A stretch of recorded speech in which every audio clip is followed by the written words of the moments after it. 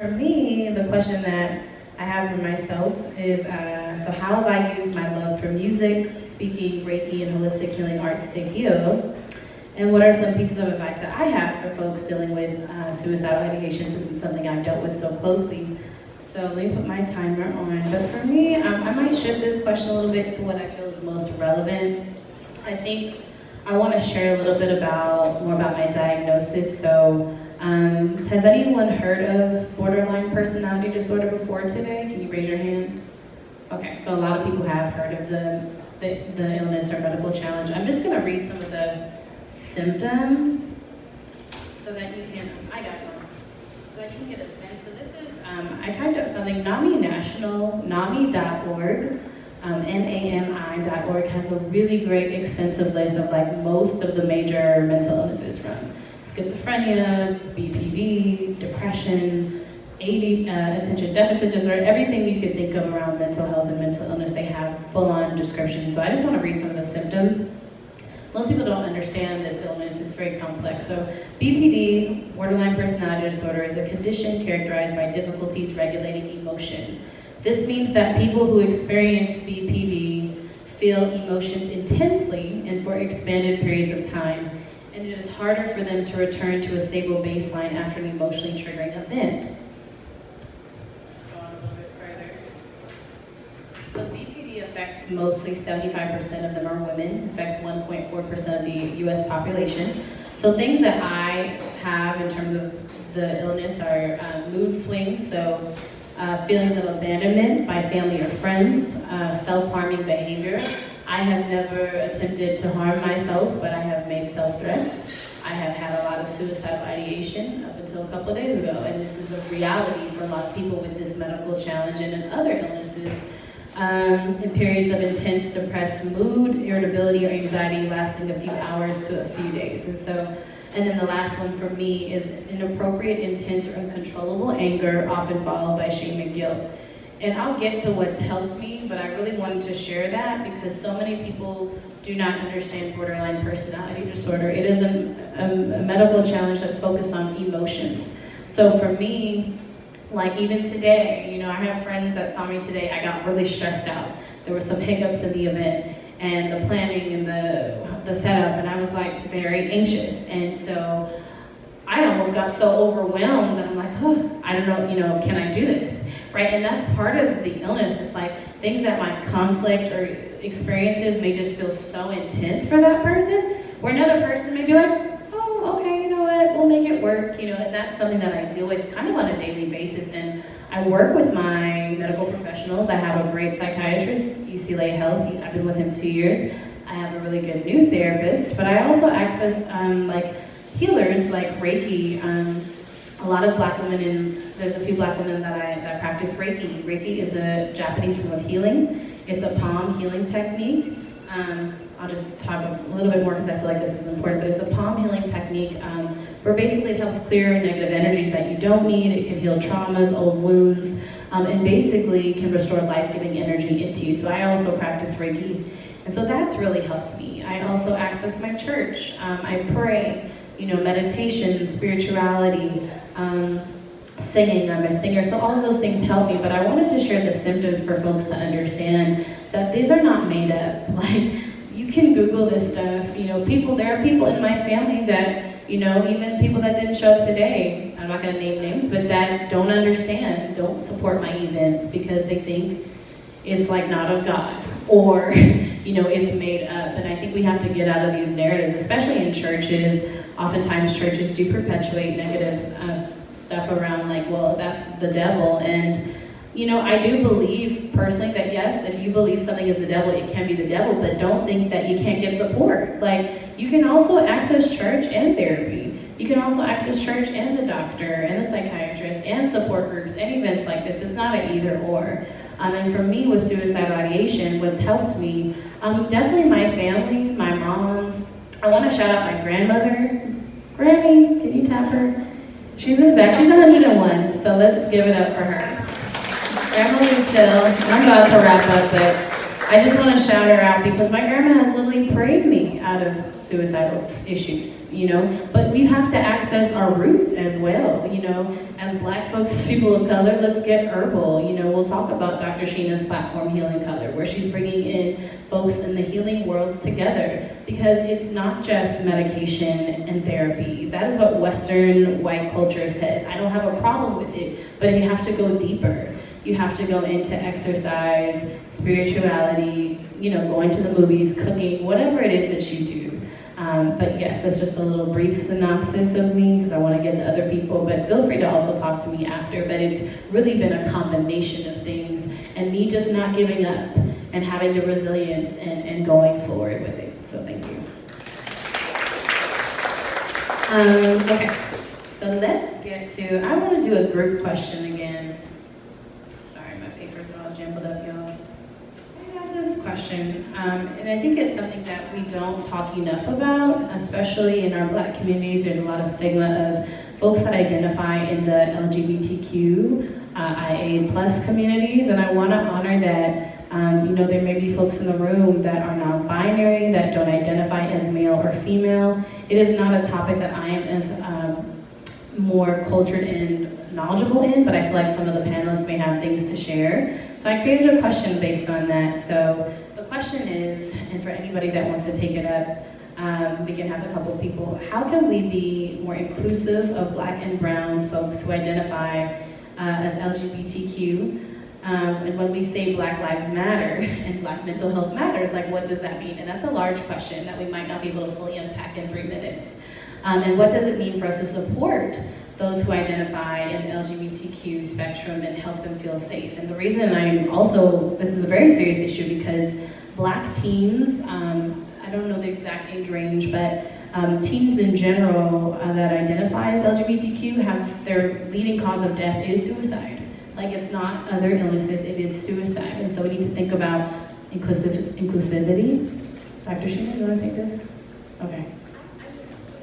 Yeah. Other people can say it too, whoever wants to.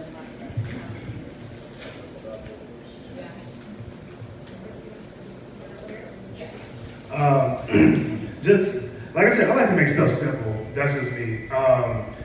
I really feel like, if anything, because I know like there's a lot of stigma around the community, and a lot of people have their own beliefs and their own systems and their own moral compass around the LGBTQ community. I really feel like the one big thing is like having empathy. And what is empathy is you putting yourself in somebody else's position and understanding and feeling what they're feeling, right? And I feel like even with suicide prevention, that's if you think about suicide prevention and being an advocate for suicide prevention, the main component is empathy. You put yourself in somebody else's shoes, understand what they're feeling. Even if you feel like you may not be able to relate, like, but what would it feel like if you wanted to kill yourself, right? Like, what would it feel like if you felt like the only way to escape your problems or escape your issues that you have is to end your life, right? That's very, very extreme. So like, you put yourself in the position of somebody else, like I said, despite whatever biases or whatever you feel about LGBTQ community, I really feel like empathy is like the biggest thing as far as like intervention and involving yourself in prevention for suicide in that community.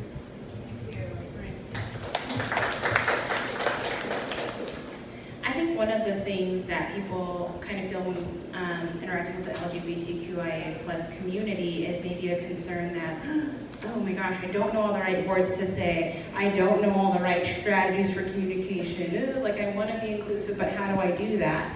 And I think like the most important thing is being teachable.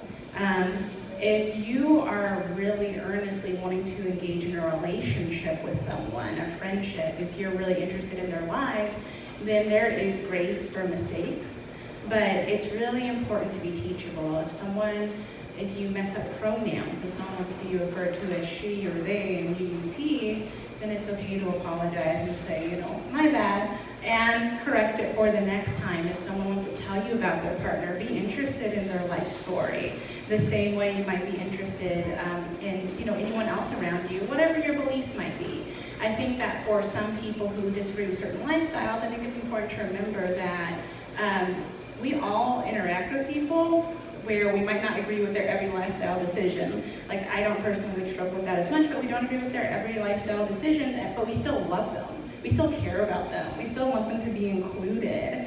And you can do all of those things and still disagree with someone.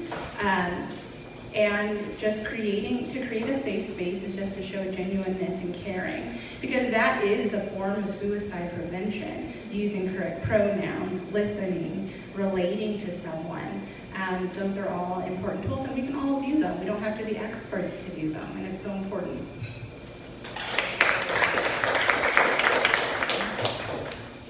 So for anyone close to me, I think they might describe me as sweet, but they might also say she will call you out on your stuff, right?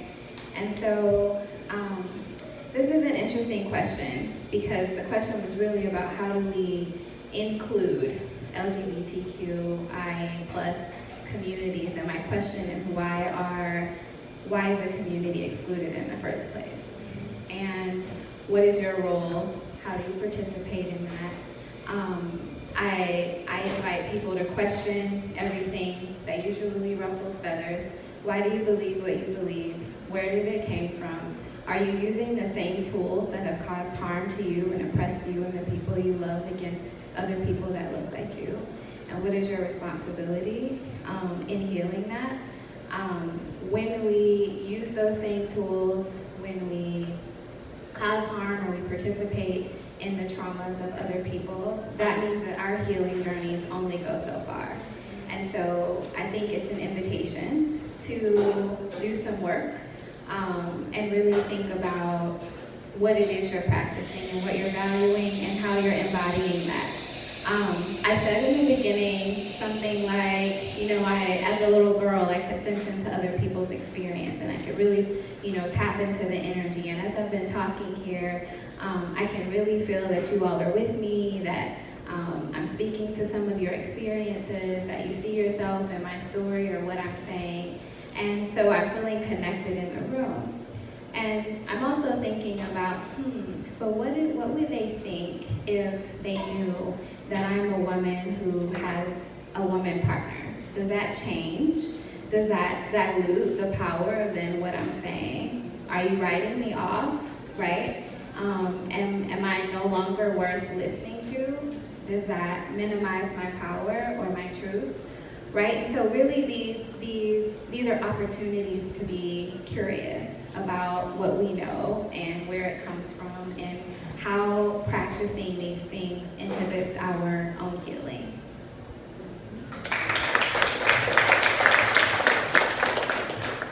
For me, it was educating myself. I,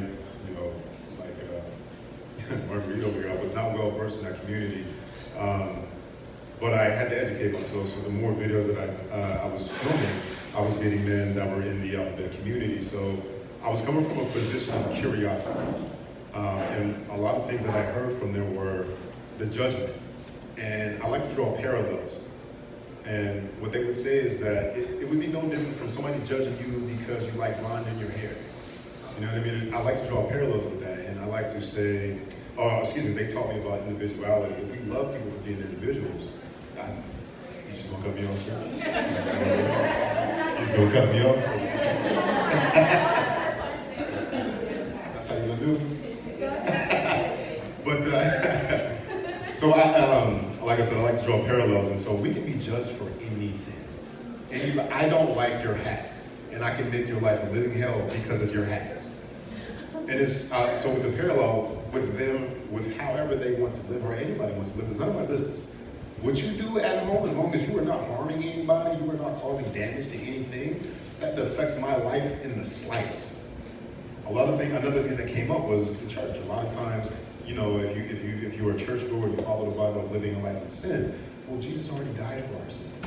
And as for that individual person and his or her relationship with whoever they believe in, that is not for you to judge. That is not for you to say, you are going to wherever I'm going to damn you to. That is not my position. I am not God. I am not Jesus. That is not my thing. So for me, it was educating myself, being curious. Like, I want to know. I want to learn, because if I do, the next time I run across somebody within that community, I don't want them to feel like they're ostracized, or that if I do ask a question, it's coming from a place of ill. It's like, no, I really do just want to know. And then peace out. Or you want to go grab a drink or grab a bite to eat, and you go on about our day. So for inclusivity, I would say come from a position of wanting to be educated. Because it's oddly enough, the more that I've educated myself and I've met these people, the more quote unquote plugs and networking that I've found out, these people are amazing. They may have something for you, they may have a word for you, they may have an experience to help you get out of something. So that was how we can include them a little bit more, I guess. How much time I got? I think I get some action. I'm just Thank you. Yeah, I really wanted to bring that subject up, and I know that we could talk about it even more, but I find that even as somebody that works as a mental health professional, like when I go to conferences, like it's just like the one thing that you talk about for 2 seconds, and you know, we definitely need more expansion on that work. But it's important to understand that as a Black community, we have not been inclusive of those communities. And we have to understand our own biases that we come with. Yes, we deal with racism and that's oppression, but we also deal with homophobia, and that is a real thing. And we are biased of folks that are non-binary. And I understand, here's what I want to share about this, is that there are things that are different generationally for folks. So, for example, my mom is from the Caribbean in Belize. In that culture and in Belizean culture, LGBTQ people, it's in that country specifically, it's not really accepted because it's very new to that culture and experience. And so I was sharing at another event that it is important that what Terrence was saying is that we practice empathy. So like, let's say you're a parent and you're like, okay, I know my daughter is a girl, but your daughter comes out and says, no, I don't identify as male or female. Well, that can be really frightening for that parent, shocking. So it's like, where do they go to get support? Really should be your first question. That could be seeing a therapist, with like possibly a marriage family therapist could help intervene in that situation. You know, I'm trying to think of, do you guys have other resources of where that parent might get help? There's support groups. There's the LGBTQ's Community Center in West Hollywood and East Hollywood. Yeah, there's one in every big city, honestly. The LGBTQ Community Center, it's pretty simple. You might have.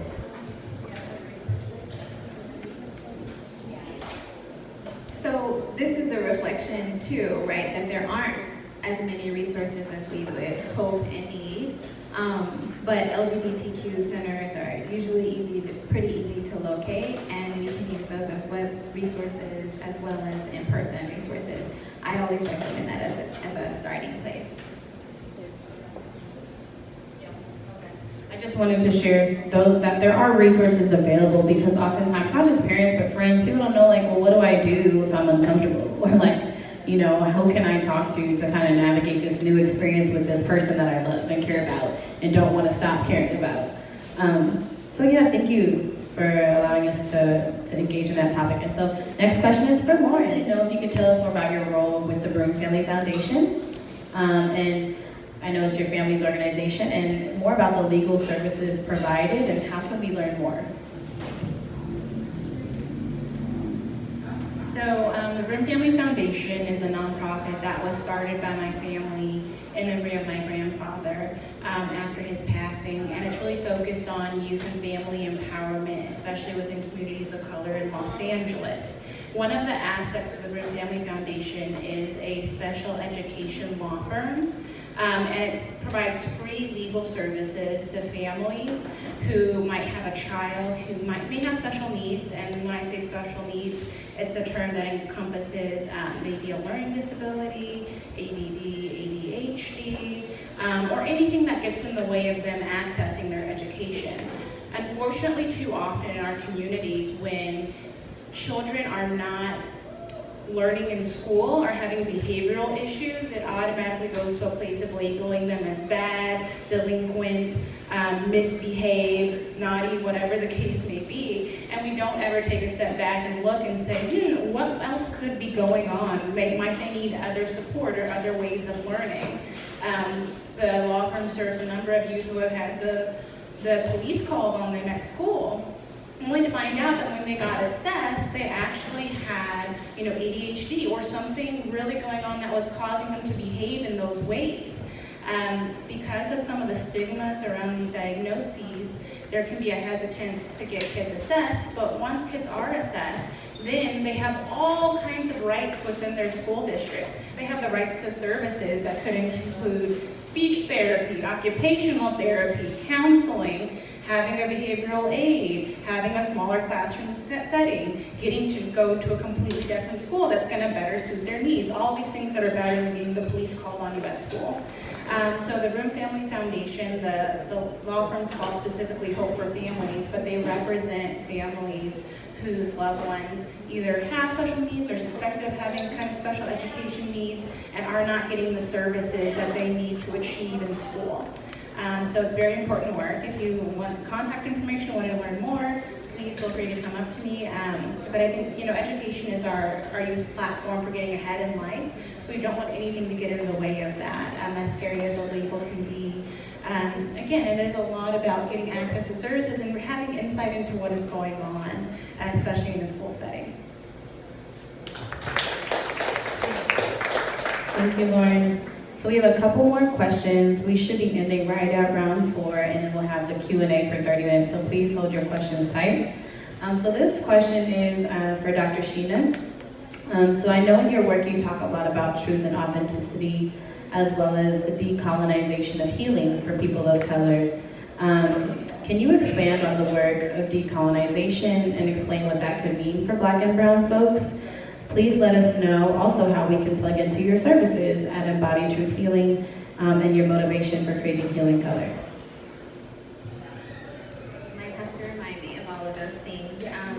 But what I tried to do when I answer questions today was speak a little bit to this each time, this idea of what it means to decolonize our healing. And essentially what that is speaking to is unpacking all of the things that have been given to us that don't belong to us.